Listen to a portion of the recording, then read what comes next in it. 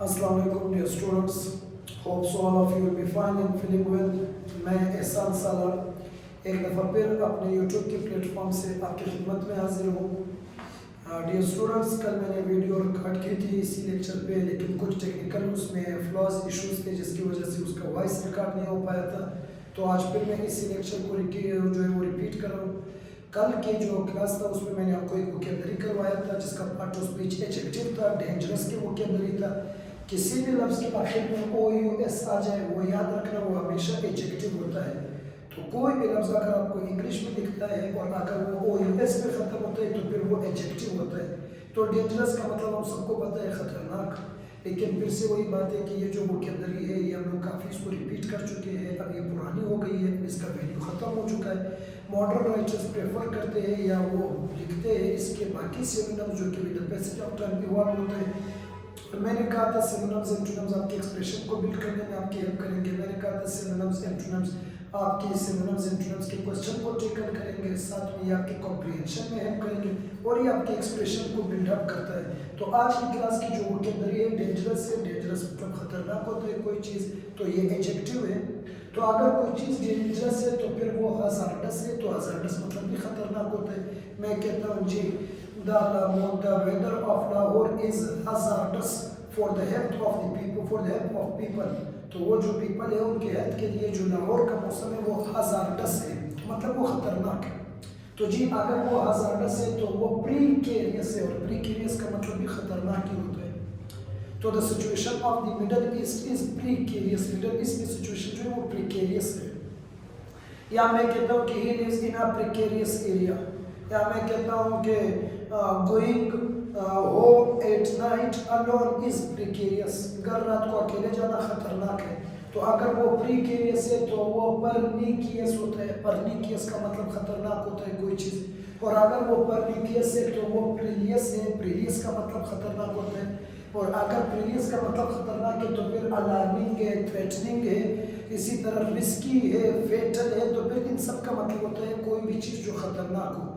तो जी मैं कहता हूँ wrestling is a fatal game, या मैं कहता हूँ जी wrestling is a precarious game, तो रेसलिंग एक खतरनाक गेम है। तो अब ये सारे एडजेक्टिव बन जाएंगे जो कि आने वाले नाउन या प्रोनाउन को वो मॉडिफाई करेंगे। तो जिस तरह मैं कह रहा हूँ कि डेली बेसिस में एक vocabulary along with their synonyms करवाता हूँ ताकि इससे आपका एक्सप्रेशन सिनोनिम्स एंटोनिम्स के या आपकी कॉम्प्रिहेंशन के जो क्वेश्चन है वो आप टेकल कर सकें। तो ये मैंने आपके साथ बात की थी। दूसरे नंबर पे जो कल मैंने आपके साथ बात की थी डियर स्टूडेंट्स, वो हमारे पास पहला टेंस था, और पहला टेंस था हमारे पास प्रेजेंट का कॉन्टिन्यूस था। तो मैंने कहा यहाँ पे दो चीज़ें याद रखना, कॉन्टिन्यूस, कॉन्टिन्यूस एक एक्शन होता है और इंग्लिश में 6 टेंसेस इस तरह होते हैं जो कॉन्टिन्यूस है। तो present continuous, past continuous, future continuous, present perfect continuous, past perfect continuous और फ्यूचर परफेक्ट कॉन्टिन्यूस, सारे कॉन्टिन्यूस है। याद रखना कॉन्टिन्यूस को जब भी दिखाना होता है उसको वो किस फॉर्म से दिखाया जाता है, आईएनजी वाले फॉर्म से, क्योंकि आईएनजी मींस कॉन्टिन्यूटी। लेकिन जब प्रेजेंट दिखाना हो तो वो टाइम है और टाइम हेल्पिंग वर्ब से दिखाया जाता है। तो इज है, आर है और एम, ये इसका हेल्पिंग वर्ब है। और मैंने कहा था प्रेजेंट कॉन्टिन्यूस यूज होता है, इसकी मैनिफेस्टेशन होती है दो तरह से। नंबर एक, जब कोई काम एक्चुअल में कंटिन्यू हो तो वो कॉन्टिन्यूस होता है। और नंबर दो, जब आपने किसी का नियर फ्यूचर प्लानिंग बताना हो तो वो भी यही, वो प्रेजेंट कॉन्टिन्यूस में आता है। मिसाल के तौर पर एक्चुअल में कंटिन्यू किस तरह, आई सब्जेक्ट आ गया, उसके साथ एम का हेल्पिंग वर्ब है, सो आई एम टेक वर्ब का फर्स्ट फॉर्म आईएनजी लगा दो, taking. I am taking class, मैं क्लास ले रहा हूँ, काम चल रहा है, continue. At the time of talking, the action of taking class is going on, तो ये प्रेजेंट कॉन्टिन्यूस। आपने मुझे कॉल किया कि अबू क्या कर रहे हैं, मैंने कहा कि अबू या अभी क्या कर रही है, मैंने कहा शी इज ऑफरिंग प्रेयर, जी वो नमाज पढ़ रही, प्रेजेंट कॉन्टिन्यूस है, काम चल रहा है, प्रेजेंट कॉन्टिन्यूस। ये इज क्या कर रहा है, ये प्रेजेंट दिखा रहा है, और ऑफरिंग क्या कर रहा है, ये कंटिन्यूटी दिखा रहा है, काम चल रहा है, मेरी बातों के दौरान काम चल रहा है। आपने कहा जी अभी क्या कर रही, मैंने कहा शी इज कुकिंग फूड, जी वो खाना पका रही, तो काम चल रहा है जब मैं आपसे बात करूँ तो ये प्रेजेंट का कॉन्टिन्यूस। अब कुछ जगहों पे ये कहा जाता है कि ये वो टेंस है जिसकी उर्दू जुमलों के आखिर में रहा है नहीं आ जाए, ठीक है आता है, हर जगह रहता है, लेकिन लाजमी नहीं है कि हर सब टेंस के आखिर में रहा है रही आ जाएगा। बस आप इस तरह से समझने की कोशिश करें कि अगर कोई एक्शन आपकी बातों के दौरान चल रहा है तो वो प्रेजेंट का कॉन्टिन्यूस है। नो मैटर वो कब शुरू हुआ है, नो मैटर वो कब खत्म होगा, अगर वो काम चल रहा है तो बस वो प्रेजेंट का कॉन्टिन्यूस हो जाएगा आपके साथ। अब लेट सपोज अगर मैं कहता हूँ कि I am standing in front of your house, in front of your house. अब जी ये भी प्रेजेंट कॉन्टिन्यूस है। अब इसके सेंटेंस में वो नहीं आते मैं आपके घर के सामने खड़ा हो रहा हूँ, इसका मतलब है मैं आपके घर के सामने खड़ा हूँ क्योंकि मैं आ गया यहाँ पे खड़ा हो गया, अब ये काम चल रहा है तो ये प्रेजेंट का कॉन्टिन्यूस हो गया। The action is going on, he is sitting in my chair, he is sitting on roof, she was sleeping, she is sleeping on bed. तो अब इन सेंटेंसेस में राय नहीं आ रहे, लाजमी नहीं कि वो हर सेंटेंस में आ जाए। अगर कोई एक्शन चल रहा है आपकी बातों के दौरान तो फिर वो प्रेजेंट कॉन्टिन्यूस है। नियर फ्यूचर में मैंने क्या कहा था कि इसमें लगता है गोइंग लगता है और गोइंग के बाद टू प्लस बी वन आता है जिसको हम लोग कहते हैं फुल इंफिनिटिव। यहाँ काम चल नहीं रहा है लेकिन एक बंदे ने प्लान किया उसने वो काम करना है। तो यहाँ क्या है, मैं क्लास ले रहा हूँ, यहाँ क्या हो जाएगा, मैं क्लास लेने जा रहा हूँ, मैं क्लास लेने जा रहा हूँ, मतलब काम अभी चल नहीं रहा है लेकिन मैंने प्लान किया है, मैंने ये काम करना है। तो वही आई सब्जेक्ट है, वही एम हेल्पिंग वर्ब आ जाएगा। कंटिन्यू दिखाना है तो उसके लिए गोइंग आ जाएगा, फिर उसके बाद टू आ जाएगा, फिर ये जो आपके पास वर्ब इधर से आएंगे खत्म कर लो और इसमें इधर फर्स्ट फॉर्म कर लो टेक आ जाएगा। So I am going to take class, मैं क्लास लेने जा रहा हूँ। इट मीन्स ये एक्शन अभी चल नहीं रहा है लेकिन मैंने प्लान किया, मैंने ये काम करना है। अब ये जितने एक्शन लगाए आप उसका वहां पे नियर फ्यूचर बना करके देखें। शी इज ऑफरिंग प्रेयर का क्या हो जाएगा, she is going to offer prayer, she is going to offer prayer, वो नमाज पढ़ने जा रही है। अब ये तो मैं सिंपल सेंटेंसेस बना रहा हूँ क्योंकि मैं तो आपको सिर्फ स्ट्रक्चर बता रहा हूँ। कल को जब आपने लिखना हो, कोई ऐसे लिखना हो तो आप ऐसे एक्सप्रेशन में इसी तरह के सेंटेंसेस ऐड कर सकते हैं। मिसाल के तौर पर मैं कह रहा हूँ पाकिस्तान अपने ट्रेड को बढ़ाने जा रहा है, या पाकिस्तान फॉरेन डायरेक्ट इन्वेस्टमेंट पे फोकस करने जा रहा है, या पाकिस्तान अपने इंपोर्ट को कम करने जा रहा है, या पाकिस्तान इंडिया के साथ अपने ताल्लुकात को नॉर्मल करने जा रहा है, या पाकिस्तान दहशतगर्दी के खिलाफ में ऑपरेशन लॉन्च करने जा रहा है। So Pakistan is going to launch new operation against terrorism, Pakistan is going to normalize its ties with India, Pakistan is going to increase its export and Pakistan is going to decrease its import। तो ये पाकिस्तान इस going वाले sentences हम use करके मैंने एक ऐसे के स्टाइल में मैं इसको डेवलप कर सकता हूँ। लेकिन दूसरी बात जो मैंने कल की क्लास में कही थी उसमें ये था मैंने कहा इसका फार्मूला सीखना कोई मुश्किल काम नहीं है, इज़ारे में उसके बाद आएंगे कोई मुश्किल काम नहीं है फार्मूला सीखना। लेकिन जो असल चीज होते हैं फार्मूले का, किसी चीज को आप इसीलिए सीखते कि हमने दो चीजें होते हैं, एक उसका फार्मूला थ्योरी होता है और एक इसका प्रैक्टिकल होता है कि आपने इसको अप्लाई करना है अपने स्पीकिंग और अपने राइटिंग में अप्लाई करना है। क्योंकि मसले होता है कि हम लोग सिंपल सेंटेंसेस बना करके उस चीज को खत्म करके आगे तक चले जाते हैं, लेकिन मसला ये होता है कि बाद में जब स्पीकिंग में आ जाते हैं ना तो हम खुद से कोई सेंटेंस को जनरेट नहीं कर सकते और ये फ्लो ये मसला फिर बन जाता है कि बंदा वो कोई अच्छा स्पीकर बन ही नहीं पाता है। जब बंदे के सामने ऐसे के टॉपिक आ जाए, दो one possesses information content data but he finds himself unable to write a paragraph over the topic because he didn't work on the generation of the sentences. तो मैं कहता हूँ कि असल जो काम है वो अप्लाई करना है। फार्मूला सीखना मुश्किल काम नहीं है, फार्मूला किताबें उठा करके देखें, एक रात में फार्मूले पढ़ करके देख ले, सुबह तक सारे फार्मूले याद हो जाएंगे। लेकिन सिर्फ फार्मूले याद करने से चीज नहीं होता है। This is not a subject, this is a language, और लैंग्वेज में फार्मूलों को सीखना भी होता है और फार्मूलों को अप्लाई भी करना होता है। तो असल चीज एप्लीकेशन होती है। तो मैंने आपके सामने यहाँ पे टॉपिक बनाया था। लेट सपोज अगर मेरे पास टॉपिक आ जाए ग्लोबल वार्मिंग का, मेरे पास टॉपिक आ जाए कि राइट डाउन समथिंग और short note on global warming. अब अगर मुझे ये टिप्स पता है तो मैं ग्लोबल वार्मिंग पे एक छोटा सा और फाइन सा पीस ऑफ राइटिंग लिख सकता हूँ। मिसाल के तौर पर सेंटेंस मैंने क्या कहा, सेंटेंस मैंने कहा द मॉडर्न वर्ल्ड, ये आ गए मेरे पास सब्जेक्ट आ गए, द मॉडर्न वर्ल्ड सिंगुलर है उसके साथ इस आ गए, फेस वर्ड का फर्स्ट फॉर्म में आईएनजी आ गए फेसिंग, द बिगेस्ट चैलेंज, सबसे बड़ा challenge, facing the biggest challenge, वो सबसे बड़ा चैलेंज फेस कर रहा है in the shape of global warming, in the shape of global warming. तो जो मॉडर्न वर्ल्ड है वो ग्लोबल वार्मिंग, वो एक बहुत बड़ा मसला फेस कर रहे हैं ग्लोबल वार्मिंग की शक्ल में। अब देखिए प्रेजेंट कॉन्टिन्यूस, ये प्रेजेंट, ये कॉन्टिन्यूस, और असल चीज ये होता है जिसका एप्लीकेशन होता है कि जब आप कोई बात करते हो तो आपको टेंस पता होगा, आप उसी टेंस को यूज करके स्पीकिंग में उसमें सेंटेंस जनरेट करें। अब ये काम चल रहा है, the action is going on while I am talking to you, to that is a present continuous. इसी तरह से मैं कहता हूं, मैंने क्या कहा, बिकॉज क्योंकि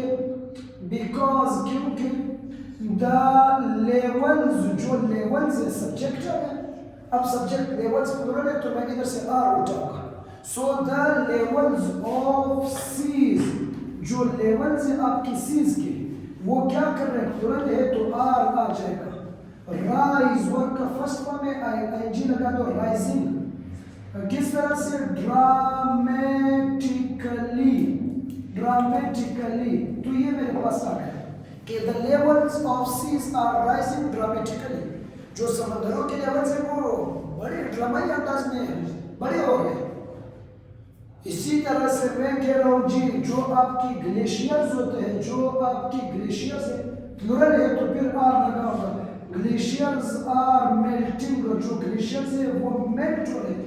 अब देखिए मैं प्रेजेंट कॉन्टिन्यूस को ही यूज कर रहा हूँ, प्रेजेंट कॉन्टिन्यूस को यूज कर रहा हूँ, और इसी सिंपल टेंस को यूज करके मैं ग्लोबल वार्मिंग पे पैराग्राफ बना रहा हूँ कि जो आपकी ग्लेशियर्स है जी वो पिघल रहे हैं।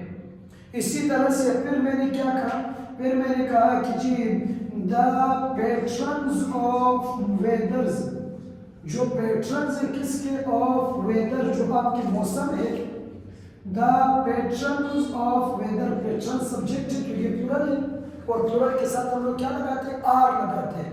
So the patterns of weather are changing, वो चेंज हो रहे, चेंज वर्ड का फर्स्ट फॉर्म आईएनजी लगा दो, चेंजिंग रैपिडली, जी वो रैपिडली चेंज हो रहे। पहले बार के वेदर का पैटर्न उठा करके देखिए, नवंबर में अच्छी खासी सर्दी हुआ करती थी, लेकिन इस बार नहीं, क्योंकि जो वेदर का पैटर्न है वो चेंज हो रहे हैं। समंदरों का जो लेवल है, जो सतह है वो बढ़ रहे हैं, दुनिया में जितने ग्लेशियर्स है वो पिघल रहे हैं, और इन सब की वजह से दुनिया एक बड़ा मसला फेस कर रहा है ग्लोबल वार्मिंग की शक्ल में। तो अब मैंने क्या कहा, दिस चेंज, ये जो चेंज है, ये आ गया मेरे पास सब्जेक्ट आ गया, सिंगुलर है, इज, ये मैंने लगा दिया। ये क्या कर रहे हैं, अफेक्टिंग, ये असर डाल रहे हैं, अफेक्टिंग असर डाल रहे हैं किस पे जी, नॉट ओनली ह्यूमंस, सिर्फ ह्यूमंस पर नहीं, not only humans but also the entire living being, but also the entire living being, जितनी भी आपकी लिविंग बीइंग्स है, जानदार है, ये इन सब पर असर डाल रहे हैं। अब देखना जरा, ये मैंने कहा कि आपके सामने एक फाइन सा पीस ऑफ पैराग्राफ लिख दिया, और मैंने सिर्फ एक ही टेंस यूज किया जी, that was present continuous tense. तो आप इस तरह से पैराग्राफ लिख सकते हैं। अगर जी कल को आपने इसी तरह बात करना हो जी वुमेन के बारे में, वुमेन एम्पावरमेंट के बारे में, तो आप फिर से प्रेजेंट कॉन्टिन्यूअस टेंस को ही यूज करके इस पे एक अच्छा सा पैराग्राफ जनरेट कर सकते हैं। Women in the entire world are suffering from inequalities, social injustice and discrimination. दुनिया में जितनी ख़वातीन है, मेजॉरिटी उनका वो सफ़र कर रहे, झेल रहे किस चीज़ को, इनइक्वालिटीज़ को, डिस्क्रिमिनेशन को और सोशल इनजस्टिस को। इसी तरह से फिर मैं कह रहा हूँ कि they are not participating in the political process. इसी तरह मैं कह रहा हूँ they are not playing their role in the decision making process. They are not making, they are not participating, they are suffering from. अब मैं tense एक use कर रहा हूँ, प्रेजेंट का कॉन्टिन्यूअस टेंस ही यूज कर रहा हूँ, क्योंकि that is called the application of the tense. Knowing something is different, applying something in English that is different, because English is a language. सीखना सिर्फ जरूरी नहीं है, सीखना सीख करके अप्लाई करना होता है जिसपे आप एक पैराग्राफ बना सकें। But with the passage of time, this tradition और this culture is changing rapidly. लेकिन अब ये कल्चर चेंज हो रहे हैं। Now they are breaking the social barriers. वो सोशल जो बैरियर्स है, जो रुकावटें, उनको वो तोड़ रहे हैं। They are taking parts in decision making. वो डिसीजन मेकिंग में अपना हिस्सा बना रहे हैं। They are participating in the political process. वो पॉलिटिकल प्रोसेस में कम है। इसी तरह दे आर प्लेइंग पोटेंशियल रोल और they are playing significant role in the economy of a country. तो अब ये जो मैंने वुमेन एम्पावरमेंट पे 6 से 7 स्टेटमेंट्स बोले, ये प्रेजेंट कॉन्टिन्यूस पे मैंने लगा है, टेस्ट प्रेजेंट कॉन्टिन्यूस है। अब अगर मैंने वुमेन एम्पावरमेंट पे बात नहीं करनी, लेट सपोज मैंने आपके साथ कोई और इशू पर बात करना हो, कोई भी और इशू या कोई भी और टॉपिक हो, अगर उसमें मैंने वो कंटिन्यूटी दिखाना है तो मैं यहाँ पे प्रेजेंट का कॉन्टिन्यूस टेंस यूज कर दूंगा, तो वो फिर प्रेजेंट कॉन्टिन्यूस बन जाएगा। तो ये जो असल काम है स्टूडेंट्स का, इंग्लिश लर्नर्स का, वो ये है कि एक दफ़ा वो फार्मूला सी के बाद में वो फार्मूले को अप्लाई कर लें। लेकिन अनफॉर्चुनेटली होता है कि हम इस पे काम तो कर लेते हैं, फार्मूले तो सारे हमारे हो जाते हैं, लेकिन जब बारी आ जाती है उसकी एप्लीकेशन पे, तो यहाँ पे हमारा बड़ा मसला आता है। कभी हमने सेंटेंस बनाया नहीं खुद से, बस जो वही 4-5 सेंटेंसेस है, वो खाना खा रहे, वो आ रहे, वो जा रहे, यहाँ पे हमारी बात खत्म हो जाती है। हम फोकस नहीं करते एप्लीकेशन पे और इसका रिजल्ट क्या हो जाता है, सारी टेंसेस, सारी पैसिव, सारे मॉडल सब कुछ पता होने के बावजूद भी हम खुद से कोई पैराग्राफ बनाने की पोजीशन में नहीं होते। बिकॉज प्रैक्टिकली जो प्रैक्टिकल होना वो एक चीज़ है, थ्योरेटिकल होना दूसरी चीज़ है। अगर ये कोई सब्जेक्ट होता तो आपको सिर्फ थ्योरी समझना होता था, लेकिन जब ये लैंग्वेज है तो लैंग्वेज को लैंग्वेज में थ्योरी सीखना भी है और थ्योरी को अप्लाई भी करना है, और ये अप्लाई सबसे इम्पोर्टेंट चीज़ है। तो अब आपके पास आ गया एजुकेशन पे आ गया कि जी बताओ एजुकेशन एक सोसाइटी में किस तरह का रोल प्ले कर रहा है। तो यही प्रेजेंट कॉन्टिन्यूस उठा करके जरा इस पे छोटा सा पैराग्राफ जनरेट करके तो देख लें। इसी तरह आपके पास आ गया टेररिज्म हमारे मुल्क को किस तरह से अफेक्ट कर रहे हैं हमारी इकोनॉमी पे, तो इस पे प्रेजेंट कॉन्टिन्यूस का एक पैराग्राफ बना करके देख लें। तो अब जब आप अप्लाई करेंगे, you yourself will come to know the potential and the significance of the tenses, कि how much are they important in speaking, in writing, in reading, in comprehension. So again I emphasize the point, I stress the point is that you must focus on the application of the tense rather than cramming, memorizing the formulas of tenses. Formulas are not much too difficult, they can be memorized. Everyone can memorize the vocabs, can memorize their formulas.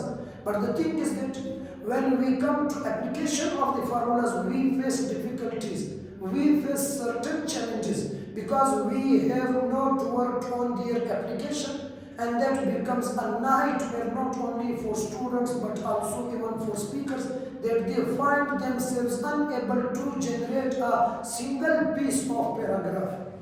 तो ये जो मैंने topic लिखे हैं dears, मैं आपसे request करता हूँ कि आप इन पर जो है खुद से बैठ करके एक पैराग्राफ को जनरेट करके देख लें कि क्या आपका जनरेशन या प्रोडक्शन या फॉर्मेशन ऑफ सेंटेंस हो रहा है या नहीं हो रहा। सो आपको काफ़ी ज़्यादा इंप्रूवमेंट हो जाएगी जब मैं सारे टेंसेस के एप्लीकेशन आपको इस तरह से बता दूँ। अब ये कॉन्टिन्यूस टेंस है, चूँकि इसका इतना ज़्यादा इंपॉर्टेंस नहीं होता है, इतना ज़्यादा यूजेजेस नहीं। आगे हमारे पास टेक्निकल टेंसेस इंडेफिनिट कॉन्टिन्यूस है, जिसमें मैं कोशिश करूँगा कि 8 से 10 तरह के पैराग्राफ्स एक ही टेंस में बना करके आपके सामने डेवलप कर सकूँ, ताकि आप कल को अच्छा राइटर, अच्छा स्पीकर, अच्छा लिसनर बन सके। तो इसी सीरीज में इंशाल्लाह मैं दूसरे लेक्चर के साथ फिर आपके साथ हाजिर होगा, जो कि प्रेजेंट कॉन्टिन्यूसली बेस्ड होगा। और आज की क्लास में मैंने वोकैब और ये समझा दिया। तो ये जो कल मैंने वीडियो लगाई थी, वो वीडियो जो है उसमें वॉइस के इशूज़ थे, तो उस वॉइस के इश्यूज़ को टैकल करने के लिए कल कई लेक्चर मैंने अक्सर दोबारा रिपीट कर दिया है। तो आप इस लेक्चर को देखिए, प्रेजेंट कॉन्टिन्यूस का आज हमारा दूसरा लेक्चर था। प्रेजेंट कॉन्टिन्यूस में कल हमारा तीसरा लेक्चर होगा और अगले दिन आखिरी लेक्चर होगा, और उसके जब आखिरी लेक्चर हो जाए तो इंशाल्लाह हमारे पास 2 कॉन्टिन्यूस टेंसेस और उसको हम कंपेयर करेंगे एक दूसरे के साथ। तो ये जो है वो आपके टेंसेस और वोकैब्स का एक स्ट्रक्चर आप इंशाल्लाह फॉलो करेंगे। तो आज के लिए इतना ही काफ़ी। आखिर में बस सिर्फ यही एक रिक्वेस्ट आपसे करना है कि जो मेरे YouTube का चैनल है आप इनको सब्सक्राइब कर लें, आप अपने फ्रेंड्स और अपने दोस्तों के साथ इनको शेयर कर लें, ताकि मैं एक मैक्सिमम नंबर ऑफ स्टूडेंट्स को कवरेज कर सकूं, और साथ में ये मुझे भी इनकरेज करता है ताकि मैं इस तरह से आपके सामने आता रहूं, अपने लेक्चर्स को रिकॉर्ड करता रहूं। Thank you so much. अल्लाह हाफ़िज़।